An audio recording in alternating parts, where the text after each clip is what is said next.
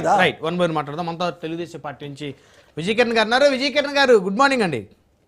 Sir good morning. Raj news లో మీ కొత్త ప్రస్థానం సక్సెస్ఫుల్ కావాలని కోరుకుంటా ఉన్నాం. థ్యాంక్ యూ విజయకిరణ్ గారు.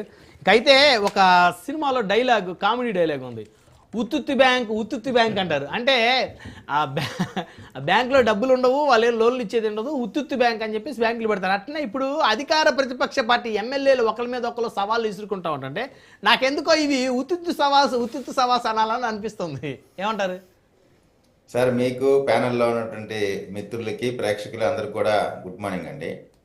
సార్, ప్రధానంగా వైఎస్ఆర్ కాంగ్రెస్ పార్టీకి తెలుగుదేశం పార్టీకి కూటమికి మధ్య డిఫరెన్స్ మీరు ఒకటి ఆలోచించాలి. వైఎస్ఆర్ కాంగ్రెస్ పార్టీ మాకు అధికారం ఇవ్వండి, తెలుగుదేశం వాళ్ళని జనసేన వాళ్ళని రోడ్ల పైన రప్ప నరుకుతాం, గంగమ్మ జాతరలో బలులు ఏ విధంగా ఇస్తారో అలానే తెలుగుదేశం పార్టీ కార్యకర్తల్ని గతంలో ఏ విధంగా అయితే తోటా చంద్రయ్య పీక కోసి చంపారో అదే విధంగా పీకల కోసి చంపుతాము, మాకు అధికారం ఇవ్వండి అనేటువంటిది వాళ్ళ ఎజెండా, వాళ్ళ మేనిఫెస్టో.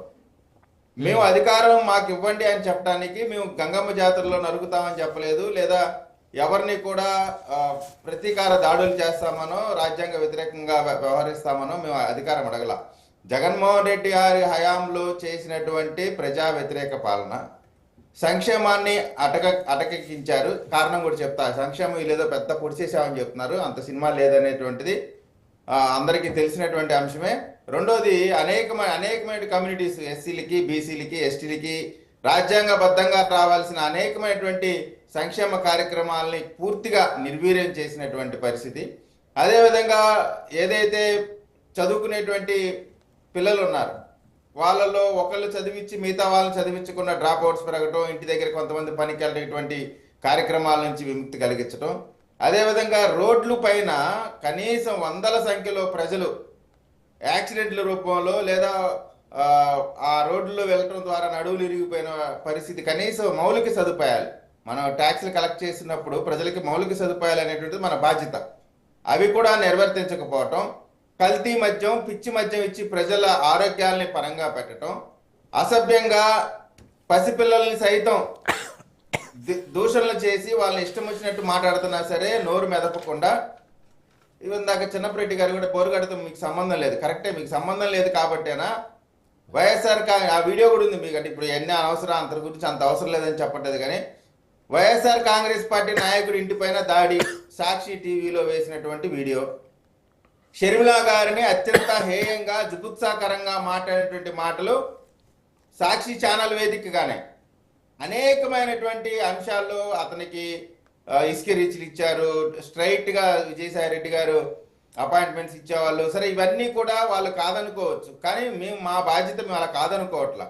ఇందాక పాలూరి గారు గురించి చెప్పారు. ఇప్పుడు మా పార్టీ అయినా ఏ పార్టీ అయినా నేరస్తుడిగానే, తప్పు చేసిన వాడిలాగే చూస్తాం. జగన్మోహన్ రెడ్డి గారి భార్య అని ఏదైనా మాట్లాడినప్పుడు ఈ ప్రభుత్వం మాకేం సంబంధం లేదని చేతులు కట్టుకోవాలా. తప్పు చేసినప్పటికి కూడా అతన్ని చట్టపరంగా శిక్షించారు, చట్టపరంగా కేసు పెట్టి 41A నోటీస్ ఇచ్చి పంపించలా. తెలుగుదేశం పార్టీ ఆఫీసుని తగలబెట్టి నానా యాగి చేసి ఉన్న వాళ్ళని హత్యాయత్నం చేస్తే వాళ్ళకి 41A నోటీస్ ఇచ్చి పంపించినట్టు పంపించలా. సబ్ జైలుకి పంపించాం, రిమాండ్కి పంపించాం. అది మా చిత్తశుద్ధి. మీలాగా బరితెగించిన వాళ్ళని వెనకేసుకొచ్చేటువంటి తత్వం మాది కాదు. ఇంకా పాయింట్కి వస్తే మేము ఆ ప్రభుత్వాన్ని అంశాల వారీగా మేము వ్యతిరేకించాం. ప్రజలకు మంచి చేస్తామన్నాం, ఉద్యోగ కల్పన చేస్తామన్నాం. 20 లక్షల మంది యువతకి ఆంధ్రప్రదేశ్లో ఉద్యోగ కల్పన చేసేటువంటి బాధ్యతని తీసుకున్నది ఈ కూటమి ప్రభుత్వం. దానిలోని భాగంగా లోకేష్ గారు అనునిత్యం, చంద్రబాబు నాయుడు గారు, పవన్ కళ్యాణ్ గారు అనునిత్యం కూడా అనేకమైన సంస్థలతో మాట్లాడుతూ దేశ విదేశాలు పర్యటన చేస్తూ అనేకమైనటువంటి ప్రతిష్టాత్మకమైనటువంటి ఇన్వెస్ట్మెంట్స్ ప్రపంచంలో ఎవరికి రాని మన ఆంధ్రప్రదేశ్కి, భారతదేశంలో 100 రూపాయలు వస్తుంటే దాంట్లో 25% మన ఆంధ్రప్రదేశ్లోనే ఇన్వెస్ట్మెంట్లు తీసుకొస్తున్నారంటే అది మా చిత్తశుద్ధి, మేము చేసేటువంటి కార్యక్రమాలు. కాబట్టి మేము అధికారం అడిగింది ఎవరిని కూడా చంపుతామనో నరుకుతామనో కాదు, చట్టపరంగా ఎవరైనా తప్పు చేసి వారిని శిక్షిస్తామని చెప్పాం. అదేవిధంగా దూరంపూడి చంద్రశేఖర్ రెడ్డి అయినా లేదా ఇంకోళ్ళైనా చట్ట వ్యతిరేకంగా అన్యాయంగా ప్రభుత్వ ఖజానాకి నష్టం చేసిన వాళ్ళపైన అందరిపైన కూడా చర్యలు తీసుకుంటా ఉన్నాం. ఒకళ్ళు ముందు అవ్వచ్చు, ఒకళ్ళు లేట్ అవ్వచ్చు. మా ప్రయారిటీ ప్రజల సంక్షేమం, అభివృద్ధి. మా ప్రయారిటీ కక్ష సాధింపు కాదు అనేటువంటిది ఖచ్చితంగా మేము చెప్తా ఉన్నాం. అనేకమైనటువంటి అంశాల్లో మనం చూస్తూ ఉన్నామండి. మీరు వాస్తవం కార్యకర్తలకు ఎలా ఉంటుందంటే వాళ్ళకేముండదు పాపం, వాళ్ళ నాయకుడిని తిట్టారు కాబట్టే వాళ్ళ కోపం. ఇవాళ పవన్ కళ్యాణ్ గారిని అత్యంత నీచంగా తిట్టినటువంటి చంద్రశేఖర్ రెడ్డి ఖచ్చితంగా కార్యకర్తలో ఒక ఆలోచన ఉంటుంది, మన నాయకుడిని ఈ విధంగా తిట్టాడు కదా, తిట్టినటువంటి వ్యక్తిని వెంటనే తీసుకొచ్చి నడి రోడ్లో చొక్కా ప్యాంట్ ఇప్పి కొట్టాలని కోపం ఉంటుంది. కానీ రాజ్యాంగం అది ఒప్పుకోదు కదా, చట్టం అలా ఒప్పుకోదు కదా. మన ఇష్టం వచ్చినట్టు చేయడానికి కుదరదు. ఒక ప్రాసెస్ ఉంటుంది, చట్టం ఉంటుంది, చట్టబద్ధంగా. అదే జగన్మోహన్ రెడ్డి గారి పరిపాలన అయితే ఏదైనా జరగడానికి అవకాశం ఉంటుంది. కానీ ఈ ప్రభుత్వంలో అట్లా మా నాయకుడు ఒప్పుకోడు, చట్టాలు కూడా ఒప్పుకో. చట్టాలు ఒప్పుకోవు కాబట్టి మా నాయకుడు ఒప్పుకోడు. ఎందుకంటే మేము చట్టపరంగా పరిపాలన చేస్తా ఉన్నాం కాబట్టి. ఇంకా అనేకమైనటువంటి విషయాల్లో మన సోదరుడు కూడా చెప్తాను. పాపం నోరెత్తితేనంట రావణ్ పైన కేసు పెట్టారు. నోరెత్తితే కేసు పెట్టలేదండి, నోరెత్తితే కేసు పెట్టలేదు.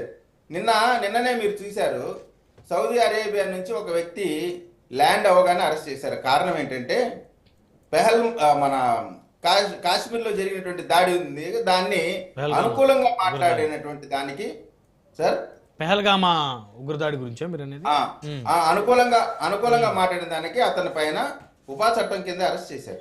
చేయొద్దు అంటారేమో మరి. చిన్నప్పరెడ్డి గారు చేయొచ్చా వాళ్ళ మీద?